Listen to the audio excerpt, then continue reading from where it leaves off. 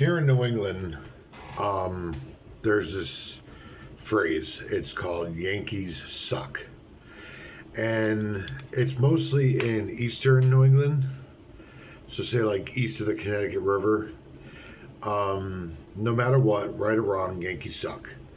And the number one selling sports shirt, sports apparel in New England, eastern New England specifically, is a Yankees Sucks t shirt.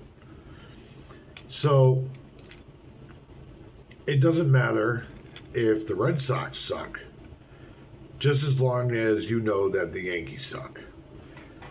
Because it's Red Sox right or wrong. It's New England Patriots right or wrong.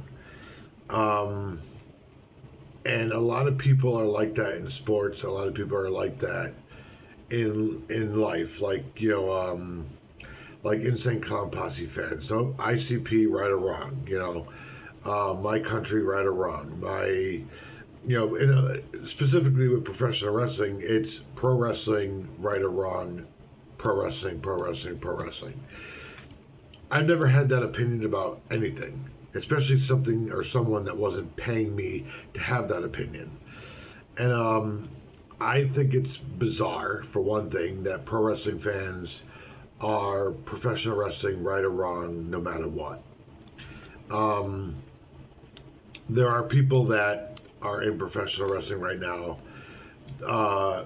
Most that wrestle in the underground, places like AEW, New Japan, MLW, NWA, TNA, that aren't up to contemporary standards of the guys that came, that were 20, 30, 15 years ago, or even today, the guys that are on the WWF roster that are really, really good, Cody, Seth Rollins, and you say something like in a gathering like, oh, Adam Page is just a transitional champion, or he's just an indie guy, or whatever. And they look at you like you're insane, like he's the greatest ever. He's like one of the greatest of all time. It's like, hold on, surely you don't believe that. Surely a Dave Meltzer devotee, who's an informed fan. You're a fan. You're not anything. You're not on the inside. You're just a fan. Surely you don't believe that these guys in AEW or New Japan or, on the indies are as good as the guys in the WWE. You can't believe that. Or that if they went to WWE, they'd be like the next what? They'd be the next what? They're like 5'9". They look like condoms made out of walnuts. I mean,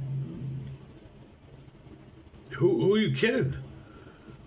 But, it's that wrestling right or wrong, whoever the flavor of the day is, that's who they go with. They have no standards. They have no,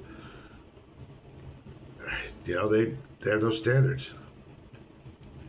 They don't know how to set the bar. They don't know how to say, okay, we're not supposed to go backwards. We're supposed to go forwards. So somebody's supposed to be better than The Rock. Somebody's supposed to be better than Stone Cold Steve Austin. Somebody's supposed to be better than John Cena. Not indie bullshit. And unfortunately, that's all we have is indie bullshit. And the Meltzer devotees go right along with it. Because it's wrestling right or wrong. Well, I'm not like that. I stopped watching wrestling probably like 2002. Was done with it in 2003.